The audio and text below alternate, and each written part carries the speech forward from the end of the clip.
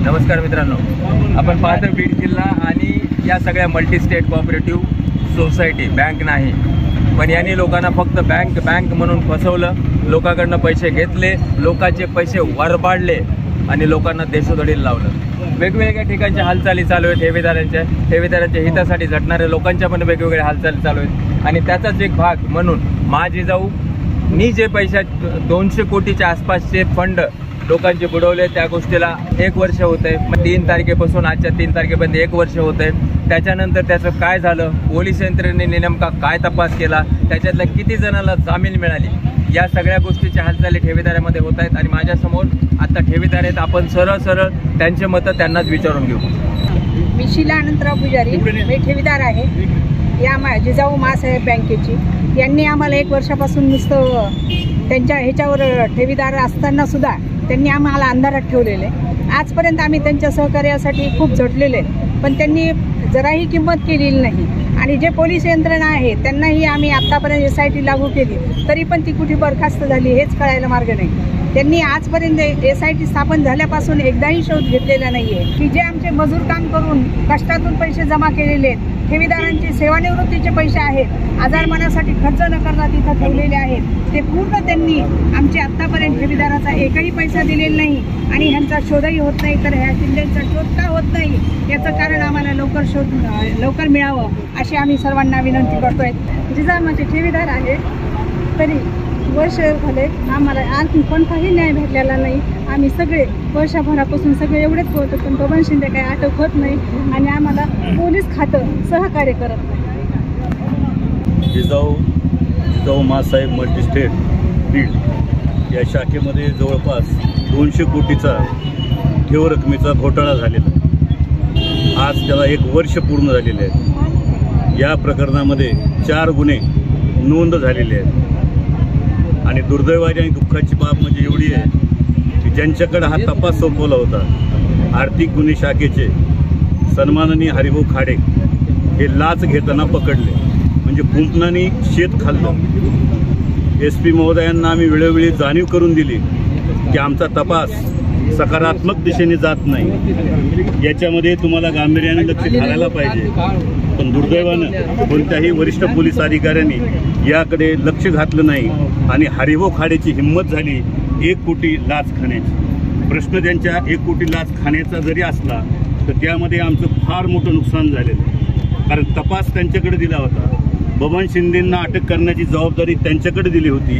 मग मला सांगा, चोराच्या हातात चाव्या दिल्यानंतर मग आमचं काय होणार? केसाने गळा कापला, आज वर्ष झालं आम्ही तडफडतोय, आमचे पैसे कधी मिळणार, आरोपींना कधी अटक करणार?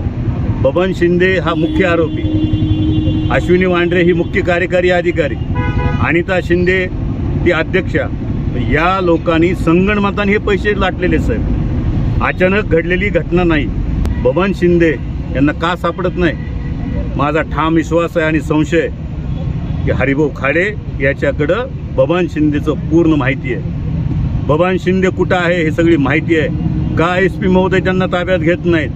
ACB मार्फत जरी गुन्हा असला तर पोलिसांनी त्यांना ताब्यात घेतलं पाहिजे, दुसरा गुन्हा त्याच्यावर नोंद केला पाहिजे। जर हरिभाऊ खाडे प्रामाणिक असतील तर मोबाईलचा डाटा का त्यांनी डिलीट केला? त्यांनी डाटा डिलीट करण्याची काही आवश्यकता नव्हती साहेब, कारण त्या मोबाईलमध्ये भरपूर पुरावे आहेत, संपर्क क्रमांक आहेत, खाडे कुणाला बोलला, कुणाला पैसे मागितले, बबन शिंदेंना कधी बोलला, ही सगळी माहिती हरिभाऊ खाडेच्या मोबाईलमध्ये आहे। कारण बबन शिंदे सापडत नाही तोपर्यंत आमच्या पैशाचा मेळ बसत नाही। म्हणून आमची अजून बी हात जोडून विनंती आहे SP साहेबांना की साहेब जाता हे पुण्याचं काम करा, आमच्या ठेवीदारांचा तळतळाट अजिबात घेऊ नका। 100 वेळा आम्ही आपल्याला भेटलो साहेब, आणि काय झालं शेवटी? 3 जुलै 2023ला झालेला गुन्हा आज वर्ष झालं, पैसे मिळण्याची कोणती खात्री नाही साहेब। कुठून मिळणार पैसे? एकदाही पोलीस अधीक्षकांनी बोलून आम्हाला सांगितलं नाही की तुमच्या प्रकरणामध्ये तपास या दिशेने चाललेला आहे, तुम्ही थोडा धीर धरा। अजिबात आम्हाला कोणी मार्गदर्शन करीत नाही, दिलासा कोणी देत नाही। आम्ही ठेवीदार बांधव रोज खेट्या मारतो, कलेक्टर ऑफिसला मारतो, SP ऑफिसला मारतो, कोर्टात मारतो, हायकोर्टात गेलो, रुपया गोळा करून आम्ही वकिलांची फीस भरून हायकोर्टामध्ये हायकोर्टात काय झालं? हायकोर्टाने आता नोटिसा काढल्या. अच्छा. लवकरच त्या नोटिसा पोलीस अधीक्षक, जिल्हाधिकारी आणि तत्सम अधिकाऱ्यांना सर्वांना मिळतील. हरिभाऊ खाडेमुळे आमच्या पोलीस दलाला धब्बा लागला. आम्ही कायदा आणि सुव्यवस्था मानणारी माणसं आहेत, पोलिसाचा सन्मान करणारे माणसं आहेत, तरी सुद्धा पोलीस आमचा केसाने गळा कापतात आणि वरिष्ठ पोलीस अधिकारी दुर्लक्ष करतात. अहो, मनावर घेतल्यानंतर बबन शिंदे 100% सापडतो. बबन शिंदे ताब्यात आला तर पैसे कुठे गेले ती माहिती तो सांगू शकतो. अश्विनी वांड्रेला ताब्यात घ्या, त्यांना विचारा बबन शिंदेने पैसा कुठे लावला, पैशाची विल्हेवाट कुठे लावली. पण साहेब, हरिभाऊ खाडे हा कर्तव्य दक्ष अधिकारी म्हणून जो SP साहेबांनी नेमला, त्यांनी सगळे पुरावे बारकाईने बाजूला ठेवले. अजूनही बबन शिंदेच्या इमारतीला सील ठोकलेलं नाही. निकनूर शाखेत सोनं सापडलं, ईट शाखेत सोनं सापडलं. आणि साहेब, बीडची मुख्य शाखा आहे, या मुख्य शाखेमध्ये गुंजभर सोनं सुद्धा सापडलं नाही. हा प्रश्न गंभीर आहे ना साहेब, याची थोडी तरी शरम वाटली पाहिजे. म्हणून आमचा जो तळतळ लागणार आहे साहेब, आमचा जिजाऊ महासाहेब मध्ये ज्या पोलीस अधिकाऱ्यांनी आमच्या प्रकरणात पैसा खाल्ला, दुर्लक्ष केलं, त्यांना या सगळ्या माय बापड्यांचा तळतळाट लागणार आहे, 100% लागणार आहेत. आमची टिंगलटावाळी करता. या बँकेत तुम्ही कुणी सांगितलं म्हणजे तुम्हाला पैसे ठेवायला? अरे, भारत सरकारने या बँकेला परमिशन दिली, भारत सरकारचे आम्ही नागरिक आहेत आणि म्हणून आम्ही त्या बँकेत पैसे ठेवला. पुन्हा आम्हाला म्हणलं जातं की तुम्ही व्याज आमिषाला बळी पडलात. अरे हो, आम्ही आमिषाला बळी पडलो, हे आम्ही पुन्हा मान्य करतो. पण तुमच्याकडे काय, तुमचं कर्तव्य काय? आरोपी शोधून आणा. तुम्ही तेवढं कर्तव्य पार पाडा ना, मग आमचं व्याज द्यायचं का नाही द्यायचं आम्ही ठरवू. तुम्ही तुमचं काम चोखपणे पार पाडा ना. आम्ही कायद्याने झगडणार, क्षणभरही थांबणार नाहीत. शेवटच्या क्षणापर्यंत रस्त्यावर, न्यायालयात आणि प्रशासनाच्या विरोधामध्ये हा लढा चालू राहणार आहे. गृहमंत्री सन्माननीय फडणवीस साहेबांना 5 निवेदनं पाठवले साहेब, अजूनही फडणवीस साहेबांनी आमची दखल घेतली नाही. भारतीय जनता पार्टीचा मतदार म्हणून मला लाज वाटते. एवढे आमचे हाल होत असताना कुणीही डुंकून बघत नाही, जिल्ह्याचा लोकप्रतिनिधी बघत नाही, खासदार आमदार बघत नाही. का? तर यांना सामान्य लोकांचं काही देणं घेणं राहिलेलं नाही. तुमच्यासारखे जागृत पत्रकार बांधव आम्हाला प्रोत्साहन देतात. प्रिंट मीडियाने आम्हाला भरपूर साथ दिली. आमच्या व्यथा, आमची निवेदनं त्यांनी पेपरमध्ये मांडली. खरंच ते अभिमानास कौतुकास पात्र आहेत. अश्विनी वांड्रे आणि मनीष मोकाट फिरत आहेत. बबण्याची मालमत्ता जप्त करण्यासाठी दिरंगाई केली. त्यांनी कुठल्याही प्रकारची मालमत्ता जप्त करण्यासाठी आम्हाला आश्वासित केलं होतं, पण त्यांनी खूप मोठी दिरंगाई केलेली आहे. त्यांनी खूप मोठा विश्वासघात केलेला आहे. बँकेच्या मागच्या दाराचं गुड काय आहे मागच्या दाराचं. त्यांनी मागचं दार कधीच आम्हाला आश्वासित करून उघडून दाखवलेलं नाहीये. 10 वेळेस आम्ही अर्ज केलेला आहे, आम्हाला तिथं नेलं नाही. त्या मागच्या दारात त्यांनी किती मोठा गैरव्यवहार केलाय हे त्यांनी कधीच सांगितलं नाही. हे आमचं खूप मोठं दुर्भाग्य आहे. CDRचा नाशिकचा रिपोर्ट त्यांनी आम्हाला कधी दाखवला नाही. त्याचे इतके उमरे झिजवले आम्ही, पण CDR नाशिकचा रिपोर्ट आम्हाला कधी दिलेला नाही. त्यांनी दिल्लीला आणि मुंबईला त्यांनी पत्रव्यवहार कधी केला नाही. ठेवीदारांच्या वतीने आम्ही दरवेळेस त्याला निवेदन देत होतो की पत्रव्यवहार व्यवस्थित करा. त्यांनी पत्रव्यवहार केलेला नाही. MPID ऍक्टची अंमलबजावणी त्यांनी कधी व्यवस्थित केलेली नाहीये. गोल्ड लोनमुळं अपूर्ण माहिती आम्हाला दिलेली आहे. गोल्ड लोनचं काय झालं, किती गोल्ड लोन होतं, त्यामध्ये त्यांनी किती अफरातफर केलेली, याचा संशय सुद्धा आम्हाला येत आहे. कोर्टात संचालकाविरुद्ध काहीही त्यांनी सबब सांगितलेले नाही. दरवेळेस न्यायाधीश म्हणायचे की तुम्ही संचालकाविरुद्ध माहिती द्या, त्यांचे पुरावे द्या, त्यांच्या प्रॉपर्ट्या द्या. तर तो म्हणायचा की आमच्याकडे काही प्रॉपर्ट्या नाहीत, पुरावे नाहीत, आम्ही काही देऊ शकत नाही. बबण्याचे नातेवाईक आणि सगळे सोयरे यांची प्रॉपर्टी जप्त करा ही वेळोवेळी आमची मागणी होती. ती मागणी सुद्धा त्यांनी आमची धुडकावून लावलेली. असं वनवाटुळं आमचं केलेलं आहे. 1 वर्षामध्ये आमचं कुलूप लागलेलं आहे. सगळे जवळपास रिटायर माणसं आहेत इथं. सगळ्यांच्या शिक्षणाचा प्रश्न आहे, लोकांच्या राहण्या खाण्याचा प्रश्न आहे. या सर्वांना त्यांनी खूप मोठं हे दिलेलं आहे. रिटायर शिक्षक आहे आणि माझे 5 लाख रुपये या बँकेत जिजाऊ ठेवलेले आहेत. बीडची सगळ्याच बँका म्हणजे ज्या मल्टीस्टेट आहेत त्या मल्टीस्टेट बँकांनी बीडच्या आर्थिक नाड्या खलास करून टाकलेल्या आहेत आणि त्यांच्याबद्दल प्रशासन कसलीही कडक कार्यवाही करत नाही. तेव्हा दुर्जनाशिकारी साहेब तोही लाहेदंड आहे.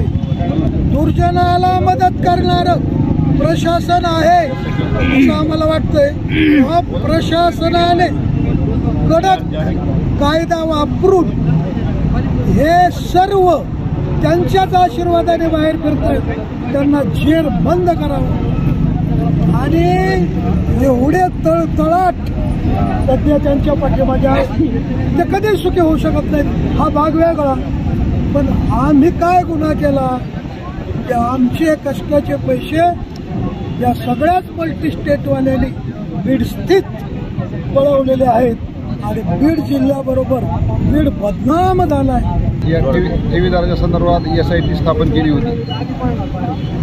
SITने काहीही केलं नाही अगदी, कारण ही सगळी SIT त्या खाडीच्या माध्यमातून सगळी मॅनेज झालेली होती. हा इथे फार मोठं हे स्कॅन्डल आहे आणि ह्या स्कॅन्डलचा कलेक्टरने किंवा संबंधित डिपार्टमेंटने ह्याची चौकशी करावी. यातून सगळा भ्रष्टाचार मोकळा उघडकीस येईल आणि ह्या बबण्याचं जे काय असेल बबण्या कुठे हे सगळं माहिती आहे यांना. सर्व नाटक करता येत अगदी. आम्ही आंदोलन केली, निवेदनं दिली, पण काही त्याचा परिणाम झाला. आज वर्ष पूर्ण झालेली आहे. त्या निमित्ताने आज आम्ही मोर्चा काढलेला आहे आणि ह्या निमित्ताने सर्व जनतेला किंवा ठेवीदारांना मी आव्हान करू इच्छितो.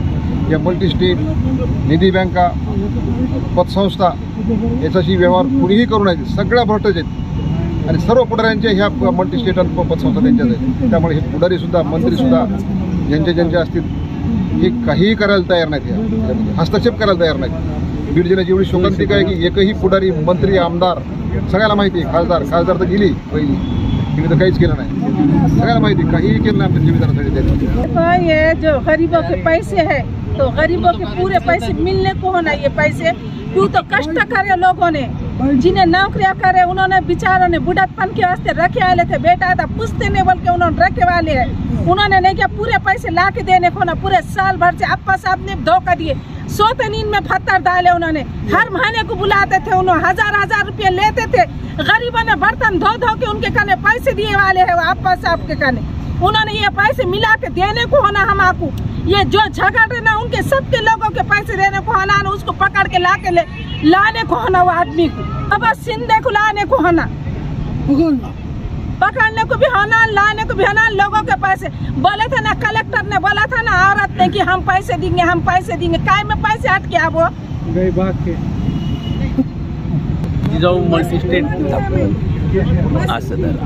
जिजाऊ मल्टीस्टेट सोसायटीमध्ये जवळपास 18,000 जास्त लोकांनी ठेव ठेवलेले आहे. मी आपल्याला शासनाला एवढीच विनंती करू इच्छितो की याची परवानगी दिल्लीमधून मिळते आहे, केंद्र सरकारकडून. आणि महाराष्ट्रामध्ये खूप मोठ्या ह्या मल्टीस्टेट हे झालेल्या आहेत आणि त्यांनी लायसन दिले लुटण्याचं. आज या ठिकाणचे आमचे पालकमंत्री असतील, आमचे SP साहेब असतील, आमचे लाचखोर हरिभाऊ खाडे असतील, हा एक प्रश्न करतात, तुम्ही तिथे पैसे का ठेवले? अरे बाबा, ह्या प्रशासनाने तुम्हाला लायसन दिलंय ना, त्याच्यामुळे जनताने काय केलं, त्या ठिकाणी जाऊन पैसे भरले आणि हा प्रश्न आपल्या ह्या ठिकाणी उलट करतात. त्याच्यामुळं आपल्याद्वारे मी एवढीच विनंती करणार आहे की भारतातल्या महाराष्ट्रामध्ये सर्वात जास्त जर लायसन असतील तर ह्या बीड जिल्ह्यामध्ये आहेत आणि हे फक्त लुटण्यासाठी लायसन दिले आहेत. माझी विनंती आहे की हे लायसन बंद करावा, जेणेकरून या महाराष्ट्रातील, या देशातील जी जनता आहे, ही भोळीभाळी जनता जी आहे, तर ह्या मल्टीस्टेटमध्ये, या सोसायटीमध्ये कुणीही आपले पैसे ठेवू देणार नाहीत. माझी विनंती आहे. 1 वर्ष पूर्ण झालं की आम्ही या ठिकाणी लढा लढतोय. आम्हाला कोणाची साथ नसताना देखील आम्ही या ठिकाणी गोरगरिबासाठी आम्ही सर्व या ठिकाणी लढत आहोत. याच्यामध्ये पूर्णपणे मोलमजुरी करणारा, भाजी विक्रेता, भांडी काढणारा असा या ठिकाणी मजूर यांनी सर्व त्यांचे विश्वास ठेवली आणि त्यांनी आज पूर्णपणे हे लुटून बाहेरगावी गेलेले आहेत. म्हणजे कुठं गेलेत हे सर्व पोलीस डिपार्टमेंटला माहिती आहेत, परंतु ते सुद्धा प्रामाणिकपणाने काम करत नाहीत. कारण त्यांच्या खाली सुद्धा या ठिकाणी पूर्णपणे अंधारच म्हणावं लागेल. कारण अशा प्रकारचे जे विश्वासघातकी आहेत किंवा चोर आहेत, हे मेलेल्या मड्याचं त्या ठिकाणी ते हाडकं देखील पोलीस आणू शकतात, परंतु हा शिंदे सरला सापडत नाही. म्हणजे याचा अर्थ पाणी कुठं ते फुटतंय. 1 वर्ष पूर्ण झालेलं आहे. याला ह्या पूर्णपणे पोलीस प्रशासन ह्या बीडचं या ठिकाणी जबाबदार आहे, 100% जबाबदार.